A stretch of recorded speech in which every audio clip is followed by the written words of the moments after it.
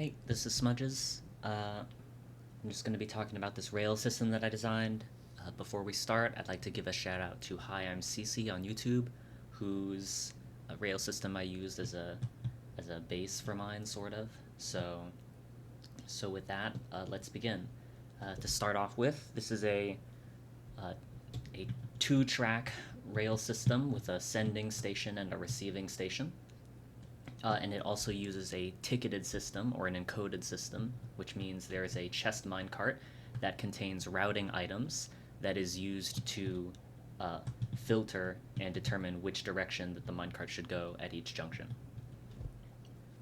To start off with, uh, you need to load in a encoded chest. So trying to launch the system without a chest minecart in place with a destination will result in nothing because there's a locking circuit in place.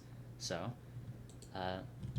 the filter items are inserted here, so I'll just put in like any item. It gets dispensed into a minecart, and there's a little pulse extender that just waits for more items to come in, and eventually the minecart with all the routing items is dispensed into the place. And then that turns off the locking circuit, so now the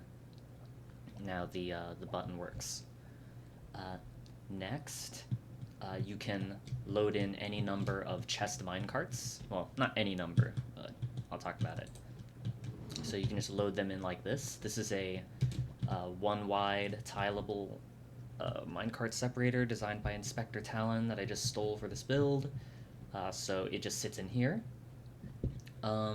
When this button gets pressed, in sequence, like a signal will be sent up here, and these will retract in order. So 1, 2, that will dispense the encoded chest and the passenger cart, and they will run over this detector rail that sets off this note block with this observer that just goes all the way around and powers this piston that will dispense the carts. And this is set up in such a way so that basically on the rising edge, so when a minecart goes, it will push, and then when the signal wears off, it will pull the block back, and then that's just in time for the other minecart to run over the detector rail again and send another minecart. So it'll keep ticking until every minecart in the stack is gone, and that's it. That's how the items are sent off. That's how the chests are sent off. Now, when the minecarts come in, the first minecart is sent to the chest minecart is sent to this station here, and it's just destroyed by this cactus and picked up and sent down a line of hoppers back to the loading system. But when this chest minecart runs over this detector rail, it turns on this latch, so it changes the rail so that no other carts can come in here. And this latch is basically just a dropper passing an item back and forth with a comparator reading it, and that just inverts this torch or whatever and makes the rail change direction. And the same thing with the passenger minecart. The passenger minecart comes here, it boots the player off on this plank, and then gets destroyed and is sent back here. Oh, and after this minecart leaves, another passenger minecart is automatically dispensed to this location. So yeah, the minecarts you ride are sent back to that location. So yep. So once this minecart runs over here, this latch triggers, and then none of these will change directions, and no new carts will be able to go into here, because after the encoded chest and after the passenger minecart are all of the cargo chests, and the cargo minecarts will basically just be sent to another separator, and you can do whatever you want with them after that. So yeah, and then this resets by basically any cart that runs over here will also trigger this pulse extender, and the pulse extender will just send down this reset line and pass the item back up to the top dropper, which will reset the latches. So like this, and after a second, there we go. So they reset. So encoded minecart goes first, passenger minecart, then any number of these cargo minecarts, and then once it's all done, they will flip back and be ready to receive another batch. So why don't I tick freeze? I can get in this minecart, I can click this button, get out here and we can watch the whole process. So tick unfreeze.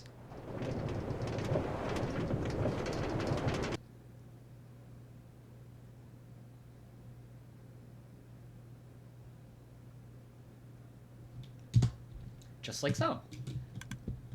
Perfect. And then our minecarts are just here, and you can separate them out manually into some kind of unloader. I have them just going in like a big circuit like this. Right. And then you can do the same thing on this side. You can put in any kind of routing item, which gets dispensed to this minecart. Let me take that back. The chest minecart with the routing items gets dispensed, unlocking the circuit so that you can sit in it and take your train ride. And then have all of your items come along with you on this convoy.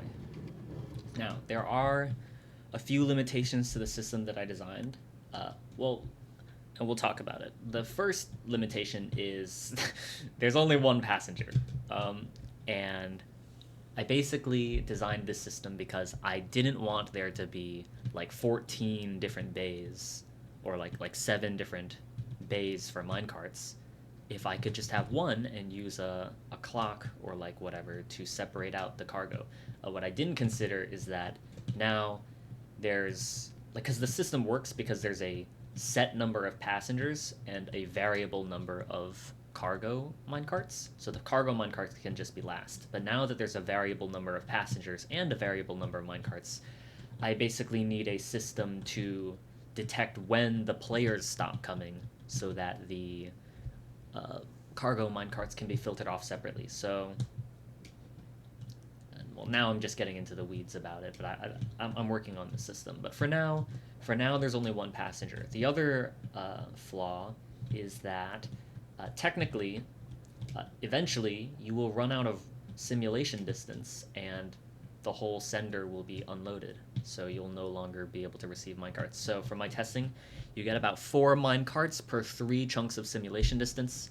On a realm, the default simulation distance is 9, so you can get about 12 carts to follow you. I play on 12, so I can get 16 carts to follow me. So if I add a 17th cart and I travel like this, you can eventually see that the simulation distance will creep closer and closer to the edge. And there will be some minecarts that don't get sent properly, basically. Yeah, we can't even see them anymore out to this distance. And then finally, they're gone. So we're reaching about the end of the track here, and we'll see how many we get. So, 1, 2, 3, 4, 5, 6, 7, 8, 9, 10, 11, 12, 13, 14, 15, 16 minecarts safely with us. And there should be like 1 more traveling here. Yep, and then the rest of them, if there were more, would just be either bouncing back and forth here or stuck in the machine. So yeah, you can get about 4 minecarts per 3 chunks of simulation distance. And yeah. Here we are on the realm that I play on, where I've built my minecart station in survival. You can see I'm about halfway through decorating it right now. It's really pretty bare bones, but I thought I'd show it off still just to give an idea, like how you can route the items. So this is a much older version of the train system. Not too much has changed, but basically every part of this has been improved, from just saving extra repeaters, using a different like minecart breaker. Although actually I like this one. This is another Inspector Talon design. I like this one for different reasons. It's really reliable and also has a potential item pickup, although I don't need it in this build. Yeah, also the wiring for this detector rail is on the front rather than around the back, although it doesn't change all that much, particularly here. And yeah, and then I have like a little item collection system where these barrels will basically just contain the routing items, and you can mouse over them and press Q to throw them out of the barrels, and they'll automatically get put into the encoding chest and dispensed. So yeah. I will be providing a schematic in the description. Two schematics actually, because there are two, because this is rotational. So this one is meant to face south and east. That's in the positive X and Z directions. But you can also get this negative schematic, like so. Create a placement like this. And this one is meant to face in the negative X and Z directions, so that's north and west, like that. And just in case you build them wrong, or you place them wrong, it's super simple to change the orientation. So on the sending side, that's this side with the pistons, all you have to do is flick these two levers, and that just changes the direction of these rails.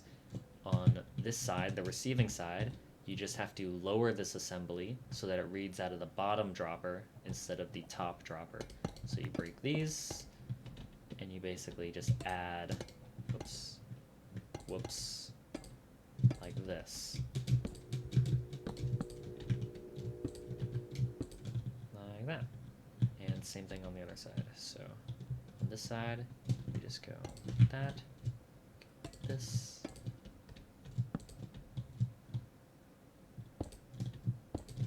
And there you go. Now the system is inverted and the rails point the other way.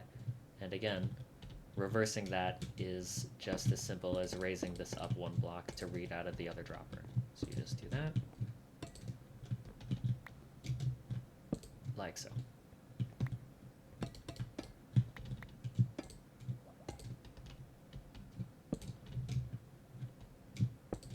There you go.